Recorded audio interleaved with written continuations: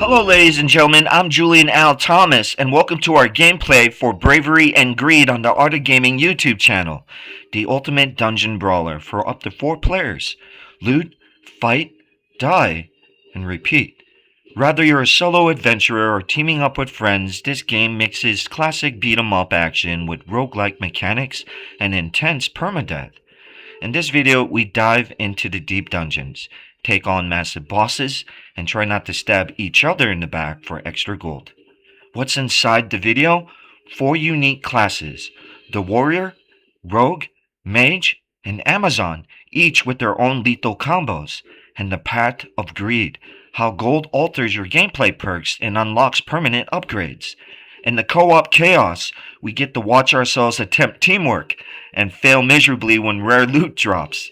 Boss fights and gear, a look at the different builds and equipment you can find along the way.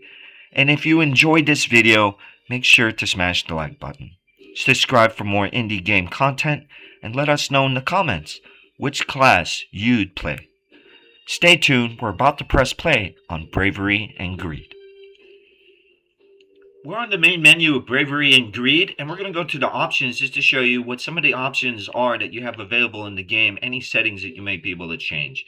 You can change fonts in game, you can choose to show the blood in game or not, pick up, auto pick up consumables, or you have the camera follow online players in arena mode or show indicators for the out of view online players.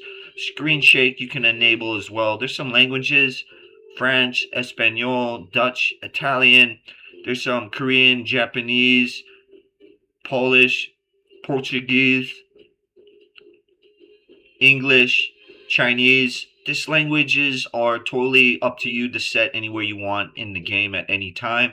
And you also get screen modes where you could change the look of the game with certain filters in game. There's colorblind modes too, which you could interact with. So it has a colorblind feature. Players outlines during fights. We could choose who we'd like to outline, so we can designate certain players, and we can control the overall brightness of the in-game, as well as our UI layout, how we'd like it to be proportioned and centered on our screen, either centered, reversed, or normal. We have a certain layout. We have always the zoom out features and reduce strobing effects in game, which is optional. And for our audio, we could control master volume, sound effects, ambient noises, the music, and we can even disable dog sounds in game.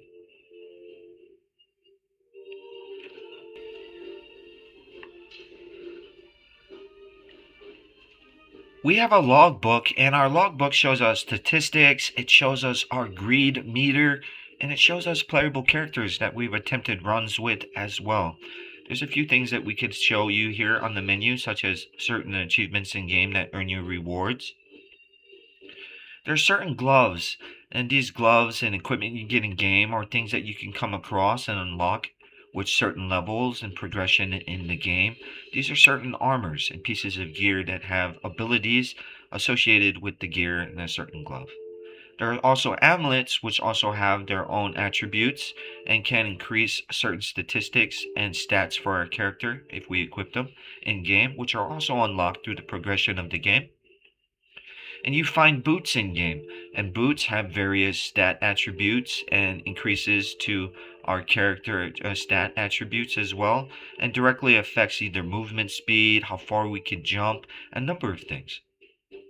There are also weapons in game, and there are certain things such as wands that you can equip as secondary weapons, and each of these wands have certain effects.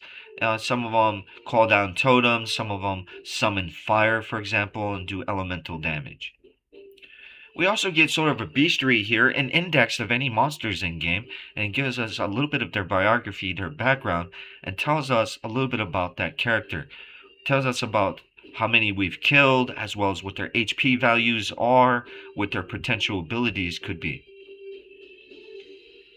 In the bestiary, we also have certain boss lookups here. For certain bosses, there are common monsters that we can come across, and there's some mini bosses and some non common, more rare monsters that we could check out here in our bestiary.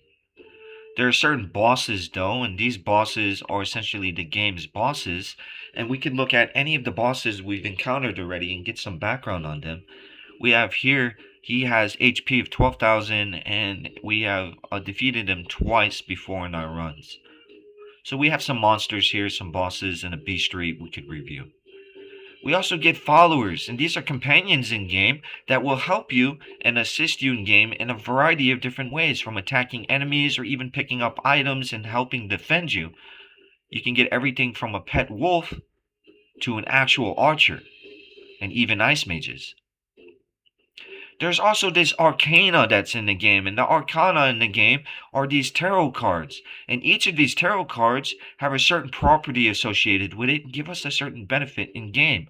Whereas we could start with extra 40 gold, or we can unlock certain cards based on our achievements and our challenges we completed in game to unlock additional cards. We have certain cards that increase our strength, as well as the Fool's cards, for example. When all players die, they pay a large amount of gold to be revived instead, and each of these cards have their certain benefits.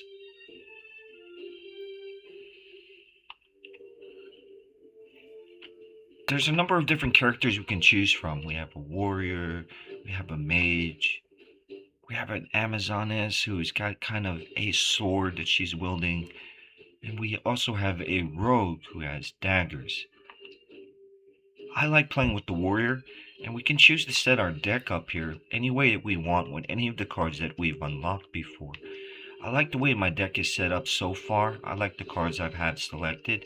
So I'm going to press play and just highlight some of the few cards that there are here that I have available, so you can get kind of an overview of some of the cards that are unlocked. So we have a few cards unlocked, and we have a playable character. We select our mission. We get some stages here we can choose from, and we're going to choose the magma pools. We can overwrite the current saved run, or we could start anyway and load a save or go back to lobby. These are just some options the game gives us. We're going to start anyways, even though we have a game we can continue on. And this will give you good reminders in game if you have a game continue file or not before you begin. We can choose to continue our adventure, and we get some attacks. There's some basic attacks in game, and we'll unlock certain abilities and gear upgrades as we play. We might have a follower here, and we did. We unlocked a follower. We got somebody in game that'll help us now. I really like the artwork of the game. And we're a little bit cautious here. These rats don't harm us, but we could kill them for a few extra score points.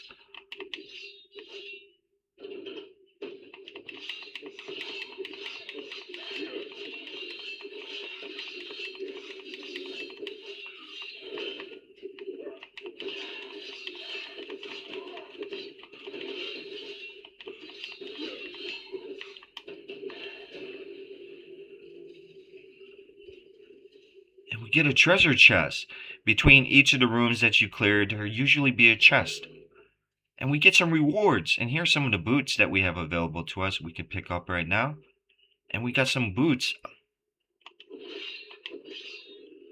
In the vases, you'll find restorative items such as fruits and vegetables and things that you could eat. We're trying to progress to the level to find the boss's room. And we start off in a random dungeon like this, and we get an option to explore. Now, if we come across the dungeon, the boss's room, and we have the ability of the key to enter it, we have a choice to continue exploring or not. Depends how greedy we get. We have here an altar, and at this altar we can choose a certain blessing. So we're going to choose a life blessing.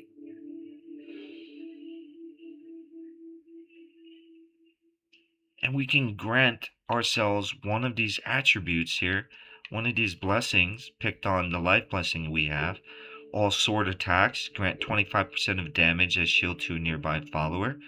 which is Mazar, our follower next to us now, or when clearing a room heals us for 10% of our health, or when receiving a death blow, you automatically drink potions to survive instead.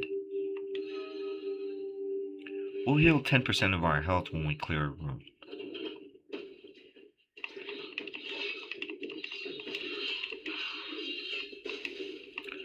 Oh, we got hit by an explosive canister.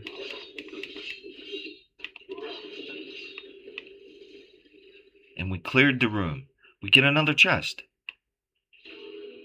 Alright, and we get a secondary weapon upgrade here. We could pick up a flower power device here, if you will. A flower wand. And it's only usable in the fight. We'll demonstrate what it does in battle.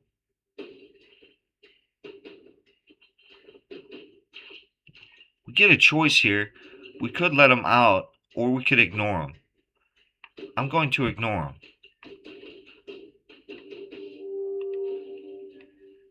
He is a goblin, and sometimes they set us up for ambushes.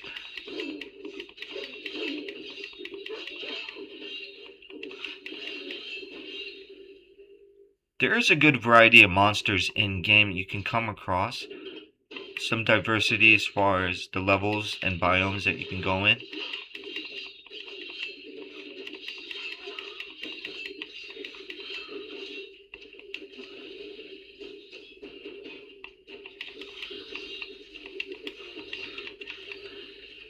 And here's our flower power.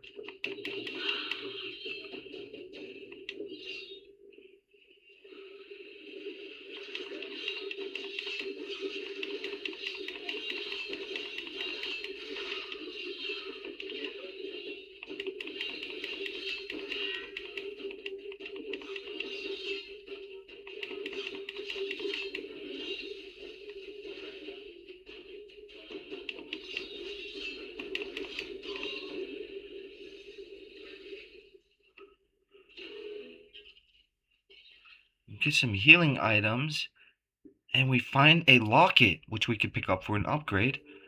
+1 to our berserker rage. If we only had some potions.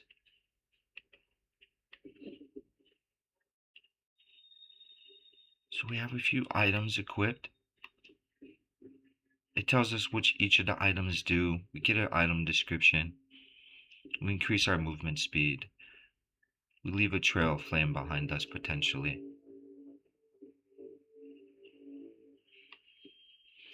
But as far as our healing items are concerned, we don't have any healing items available to us at the moment.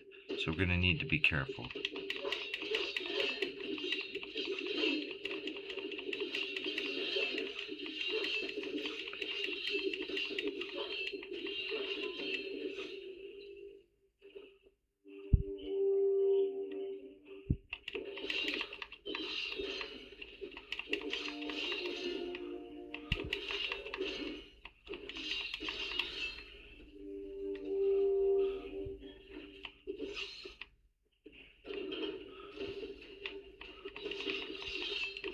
We lost our follower. We don't no longer have our follower with us. He must have taken some damage.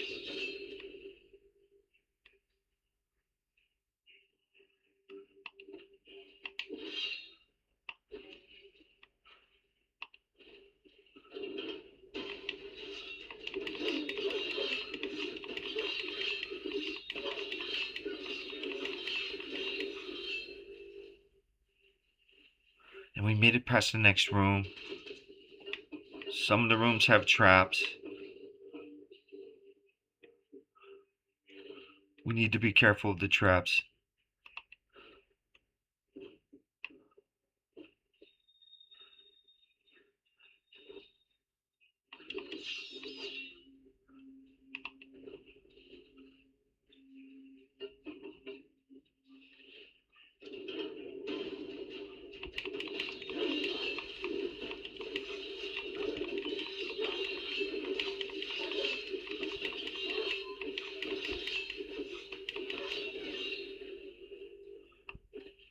We have an opportunity to get another follower and release them from the cage. So that's what we'll do. And we're trying to find our way, navigate to get to the boss's dungeon room. We could even go deeper into this dungeon. Where could it be?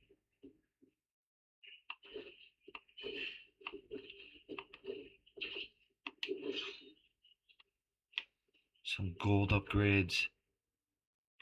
Oh, there's a room here we're not able to access. There must be a way around. Maybe if we go down from the bottom. We can get through this way. We found a lever.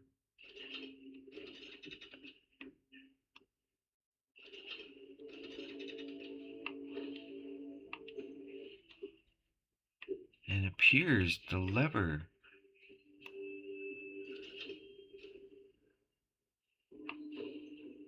opens the door, and we're able to get another altar dedicated to the old gods we could summon, and we can clear room heals 10% to 13% health.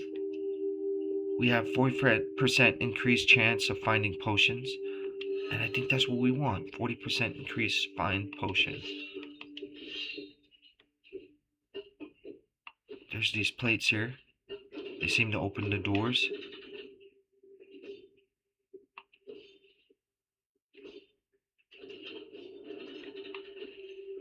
We found the second lever for the door. We're going to continue forward toward our original direction. We're going to try to be careful of these spikes on walls and these floor traps. Oh boy. We don't even have any health left, and I don't have any potions.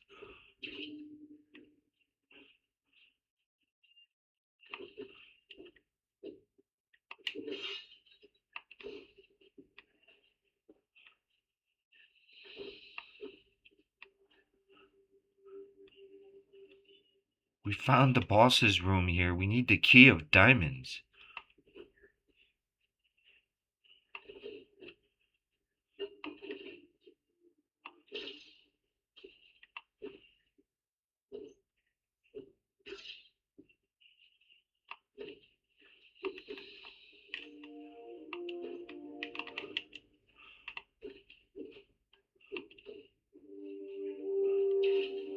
Get a chest here. Let's hope there's something useful in here for us.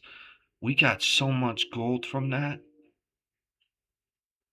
But there's no way out of here except to go back.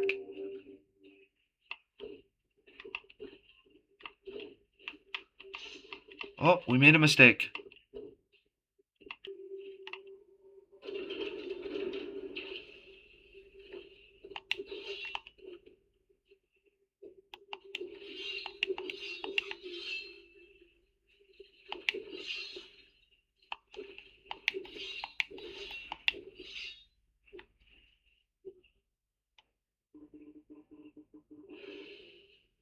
We've increased our damage output from the next few fights.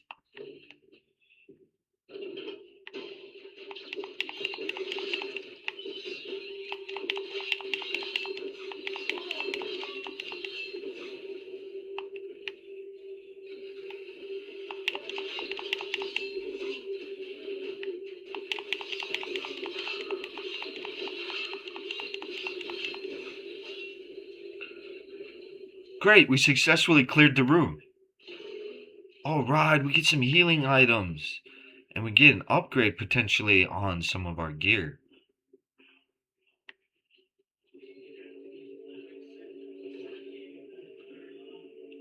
I've never seen this before. I wonder what this is.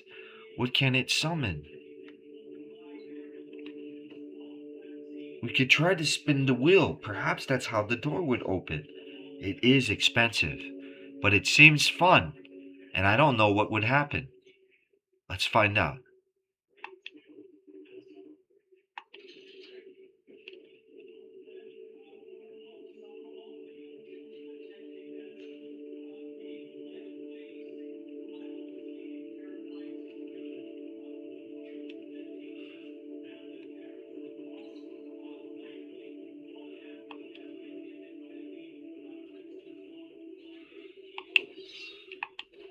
It doesn't appear we've won the item that we were trying to get.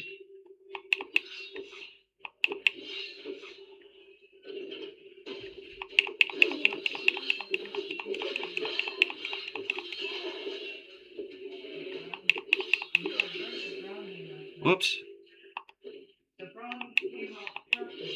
Here we go. Alright, we're making progress. And we find this NPC here. We could talk to her. She sometimes sells us some things, some potions even. But we spent quite a few of our coins earlier, so I'm going to get some potions while I'm able. We're also going to get some HP restores, and we have some gloves that we can look at. We can look at some of these gloves right here. And we could choose to buy some of her armor potentially.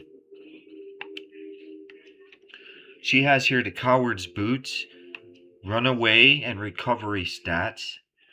Getting hit grants 29% movement speed. When knocked up in the air, we press any action button to do an air recovery. Perhaps we will buy those boots.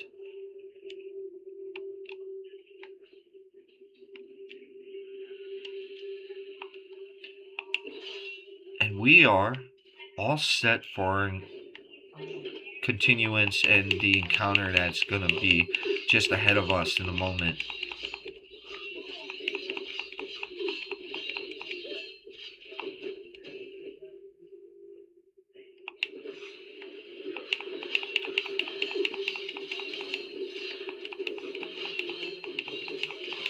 I chose high ground so we don't get trapped below.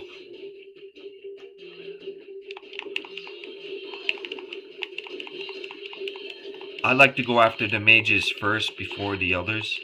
Archers and mages in that order.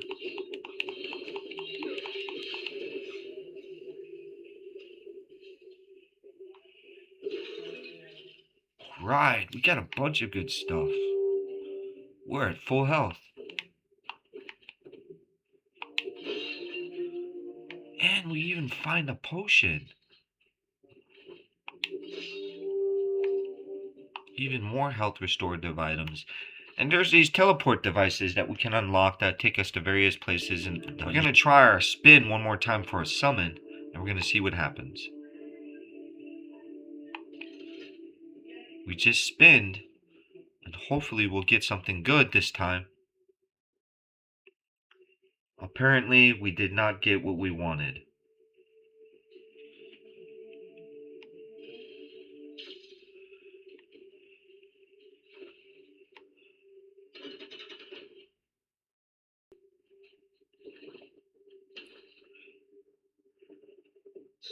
Oh boy, what is this thing? We must defeat it.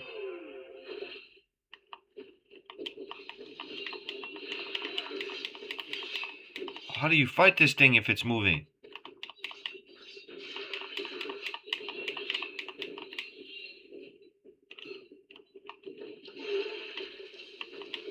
We need another potion.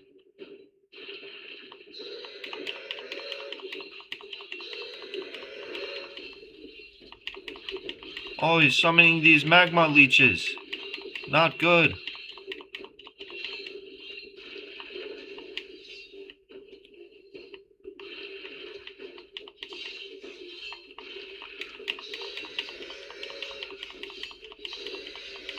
We must defeat this slime. Oh!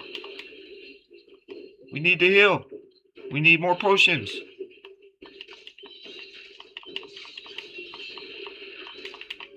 Oh, it's too powerful. And we lost our greedometer. We almost had that disgusting boss. But did we get anything good? Yes, the touch of compassion can now be found in dungeons. And we got temperance, an arcanum card, can now be enabled in adventure mode. Overall, a successful run. Even though we didn't beat that disgusting scary boss, we could choose a quick restart of the same dungeon, or we can go back to lobby. And just like that, we earn another Arcana card. Thank you for staying tuned and for your support. We now have 17 subscribers on the channel. I'd like to welcome our newest subscriber. Thank you so much for your questions, your comments, and suggestions you leave on our videos. Consider liking a video or subscribing in the near future to see more video content like this. Stay tuned. We have more videos coming out soon. I hope to see you in the next video. Remember, true bravery means knowing when to walk away before greed costs us everything. See you in the next run.